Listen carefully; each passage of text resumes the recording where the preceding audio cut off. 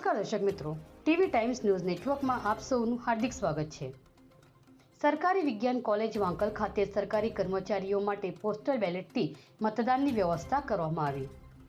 માંગરોળ તાલુકાની સરકારી વિજ્ઞાન કોલેજ વાંકલ ખાતે ચૂંટણીમાં ફરજ બજાવનાર સરકારી કર્મચારીઓ, પોલીસ સ્ટાફ, શિક્ષકો માટે પોસ્ટલ બેલેટથી મતદાન કરવાની વ્યવસ્થા કરવામાં આવેલ હોય। પ્રાથમિક શિક્ષકો, પોલીસ સ્ટાફ, શિક્ષકો તેમજ અન્ય સરકારી કર્મચારીઓએ પોસ્ટલ બેલેટથી પોતાનો મત આપ્યો હતો।